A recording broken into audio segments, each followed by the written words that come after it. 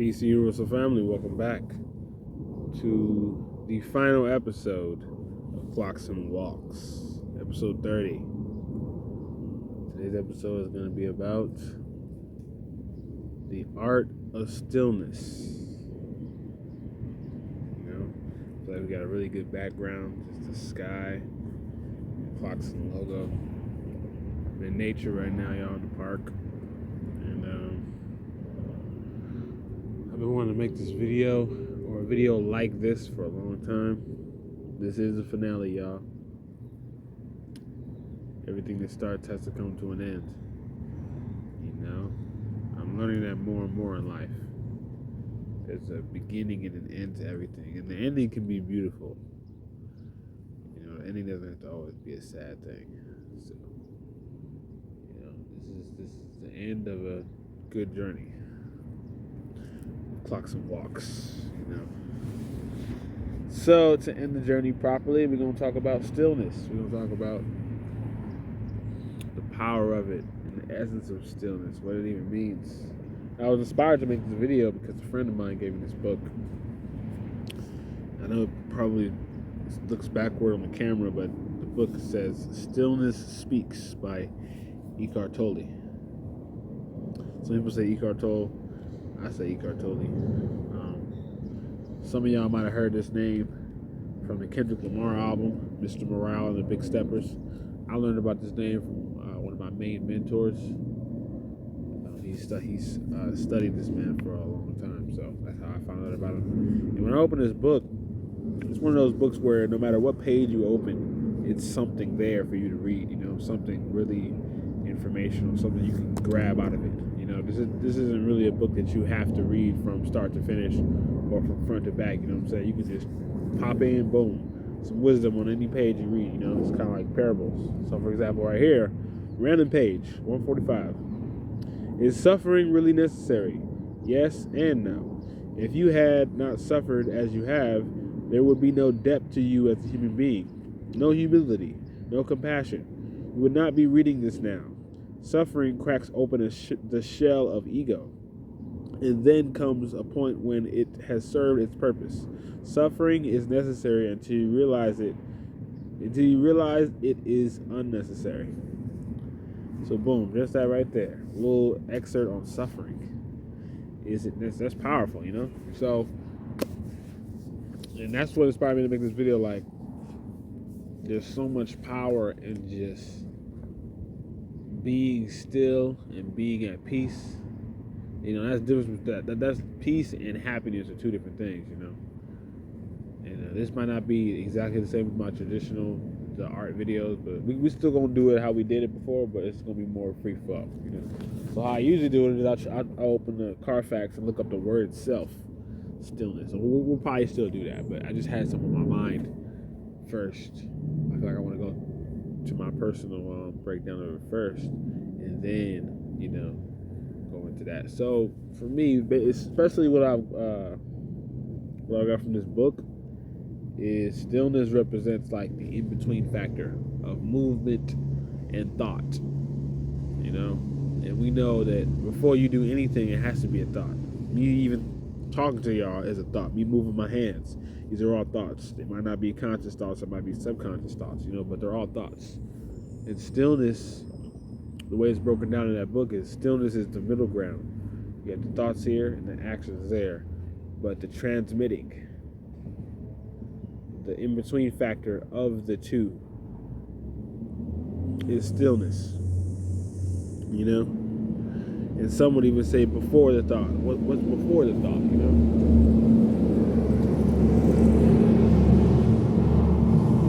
So I was doing a meditation today, and I like to think I'm even doing a meditation now.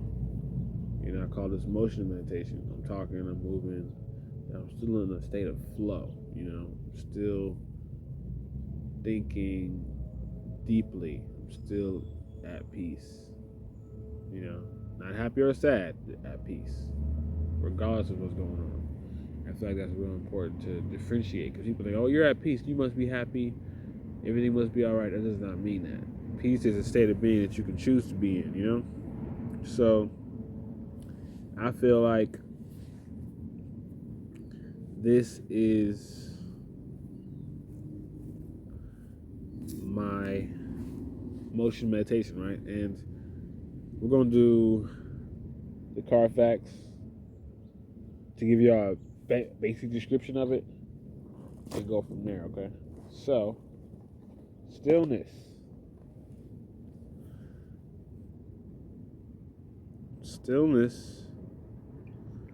Let's see what stillness is. What is stillness?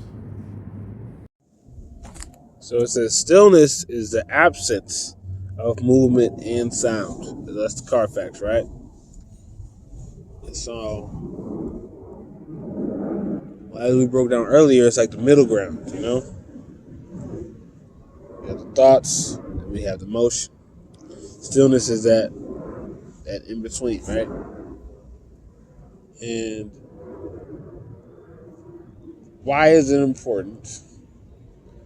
Why do we need stillness? How to obtain stillness? You know? I just went through a whole regimen in my mind of searching for something. I didn't necessarily know what I was searching for. But once I obtained the flow state, the answers kind of came to me, right? And my conclusion was focus. Focus was the conclusion I came to. When I was in the state of stillness, first I was just sitting down, not moving. Then I started doing my martial arts. Then I stopped again and went back into stillness. And then I ended up having the answer. I ended up having the question, because in order to have the answer, you got to have the question first, right? So my attempt today was to find the question, the right question to ask myself. That way I can work on getting the answer. So the question I ended up attaining was, how do I attain focus without anger? You know, because I was going through my mind, and I realized I'm most focused when I'm angry. You know, that's when I'm able to channel like the most energy into one point and not be distracted. That's probably like that for most people, but it's definitely like that for me. And so when I realized that, I'm like, going forward, if one of my main issues is focus, especially on all the things I'm trying to do, I need to be able to attain that energy, that focus energy, without being angry. Because I don't like to be angry, you know? I try to avoid it at all costs. So if that's the only way I can focus, that's an issue. So it's my job to try to attain that same level of focus without being angry. So that was what I ended up coming to, you know, attaining focus without being angry.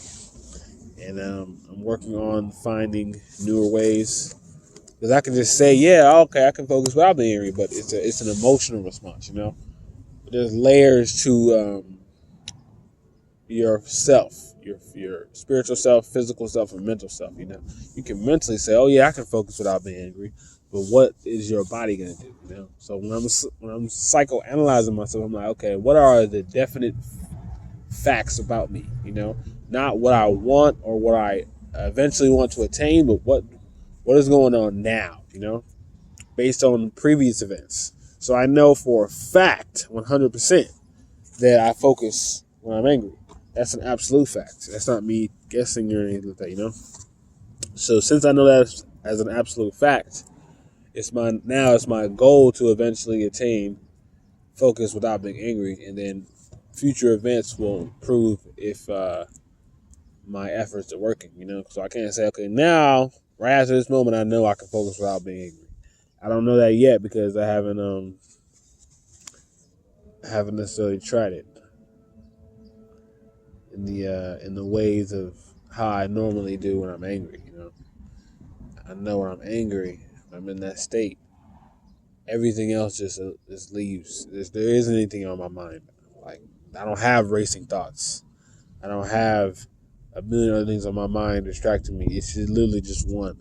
And I'm compounding on the one, and everything else, even things that try to get in my mental pattern, they just get erased because of the overwhelming level of focus and energy on one thing. It just wipes everything out. Like, it's crazy how powerful it is.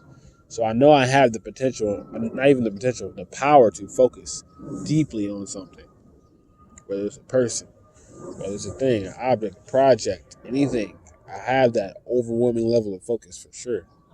But to access that power is the issue. I don't want to have to only access that level of power when I'm angry. I want to have access to that power all the time. When I'm happy, when I'm having fun. When I just want to sit down and study. So that's where I came to, and I came to that through stillness, y'all. It's important. I learned a while ago. It's important to, and this goes into the importance of stillness and why it's important, y'all. That's what I was trying to get to. The importance of it is you got to take manual time out of your life to do things like meditate and purposely brainstorm. Like I heard one of my mentors tell me, like, you can't just say, "Oh, I'll eventually come up with the ideas that I need to fix this problem." No, you got to take out dedicated time. Like, okay, today I'm going to literally sit here for 30 minutes to an hour and just brainstorm or just think or just sit there and be still. You can't just be like, oh, when I get the thought, I'll get the thought. What if you never take time to get the thought? In the world that we live in now, everything distracts us. Our minds go in a million different directions. We on the phone, we watching something, what I'm saying? We're not taking dedicated time out to think, well, damn, how am I? Where's my mind going to all the time? Is it constantly being fed this type of way based on previous experiences? Is this really where I want to go? So those are the type of things you got to find out by going into yourself. And what I mean by that is taking out dedicated time to be still, So that's the purpose of being still. You find things about yourself which you wouldn't normally find on certain circumstances. Because if you just let life carry you, maybe you'll have one time out of a whole month where there's nothing else going on in your life and you actually just have time to just sit down and be like, you know what? I do have goals of my own that I really want to do, One time out of the month that might just ended up happening by circumstance. You just happen to not work today. It just happened to be a holiday.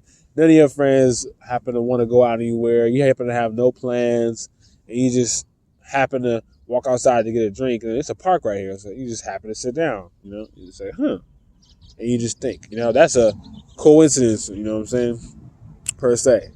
And then that situation might embark on something, right? That's when you're not purposely trying to do things. And everybody has that. But what I'm talking about is purposefully going to the park or going to where you can just be still at. That's the powerful aspect of being still. The power of stillness is you can use it whenever you need to. You don't always have to just let things, however it's going to happen. Well, I don't know. That's how you get people to control you in the ways they want to. You don't want to do that. You want to be in control of your own life. When that comes to stillness, being still, being focused. So that's the purpose of it. There's really no negatives with this, because usually when I make the art video, I talk about the pros and the cons of being of whatever subject I'm talking about. But with this, since it's so abstract, stillness, there's no con in it necessarily. If I could think of one, it would have to be not taking action. Because like I said before, it's in between the action and the thoughts. So this is like one of the most crucial points in everything you do. Because there are thoughts that will never manifest because maybe they didn't go through that proper process through stillness of actualizing themselves. So it's actually extremely important, The lack of stillness is probably why 90% of the things you want to do have never gotten done. So I would say that. Yep. Because there's a process to manifestation. I talked about it on 2 of my videos, the art of manifestation. The conceptualization of the idea, and then your body starts to feel the idea. You start to think of all the ways you could actually do the idea. You start to even tell friends, like, yeah, I really want to do this. This is how it's going to get done. This is how it could look, But in order for it to actually be manifested, it has to go through the first chamber, which is the challenge, the walls. You know, how am I going to get it into reality if this wall is in the way? How do I maneuver past the wall? How do I break the wall down? You know? And if he can make it through those challenges, that's the middle phase right there, the stillness. That's where you got to sit and meditate on it. Like, okay. I had a plan, but it didn't necessarily work out. Does that mean I stop trying to do what I wanted to do? Or do I keep going and find another way? If you can get past that middle ground, that's where the third stage comes from, which is what I talked about in my video. Physical labor needed to manifest that idea. You know? So that's the movement that we talked about earlier. The thoughts and the movement. That's when you physically put in that work to get whatever you need done. Most of us don't get to the movement stage because we're not properly sitting with our ideas in the stillness phase. I'm not talking about just having the idea and sitting on it and thinking of a million ways it can get done. No, thinking about the challenges that you have to face, and really just even beyond thinking. Because when you think about it, I know that sounds funny, thinking about not thinking, but when you think about it, a lot of the things we do are subconscious, right? And it's like a lot of things we do where we're not even thinking when we do them, you know? And those are the things we got to recognize. What are the things that we do that we don't think about? That's where the stillness lies. That's where everything is, y'all. What we do when we're not thinking. You know? We can get to that level of awareness. That's when we can really do some of the craziest things, you know? It just be bothering me. Come on, man. I'm trying to make a video. But yeah, y'all, that's just what I want to think on that. I'm proud of myself for coming to this realization. And I hope y'all can too. I hope y'all can come to the same realization. Just sit with yourself. See what you can do by just being at peace with yourself, you know? Really just sit with yourself. Put some music on if you want to. Or turn everything off and be in complete solitude. No sound, no movement, nothing.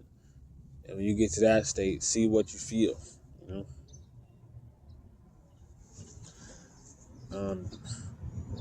That's what I want to say for this. There's a lot of other things on my mind too right now. I'm just debating if I want to talk about them in this video because I want to keep this one more structured, you know? I want to keep this one more like my older videos, because man, yeah, when I tell y'all, I used to be going crazy on the art videos. Like if y'all look back at my channel, I used to have videos like the art of frequency, the art of silence, the art of emotions, the art of this, the art of that. I was just cranking them out, y'all. But somewhere along the line, I stopped making them for some reason. I can't necessarily pinpoint why, but I stopped making them. And I think this is gonna be the last video for me on the Clocksyn Walks series. This is the end of the series. I'm gonna start up some new ones, different titles, but I want to get in the habit of starting and ending something properly. You know, that's my thing. I want to get in this. That's what I've come to as far as realization about myself. I start a lot of things I don't finish. You know. And so with me saying that, I have to embody that essence of what I want to do more. And these are some of the things my spirit is telling me, like, close certain chapters in your life. The reason why a lot of these new chapters aren't opening, even when you're trying to open them, it's like you haven't closed some of the other doors. All doors are open. You can't have all doors open all the time, man. You got the back door open where you came from, and you got the front door open, and you're trying to open up 2 more doors past where you haven't even gone yet. So you open up the front door, right? And now you in there, and you see 3 more doors ahead of you that you know you want to get to. So you trying to get the keys to all 3 doors, but like, wait a minute, What about the 2 doors you came from? Some of those doors you gotta close. You know what they say in the household, like don't leave the door open once you in the house. Like when you open the door to a house, you gotta close the door behind you. Before you keep going into that, you can't just open the door and keep walking. I don't know if y'all have been told that, but that's something I was raised on. So I gotta close some chapters in my life, y'all. That's what I feel like. I gotta close some doors completely.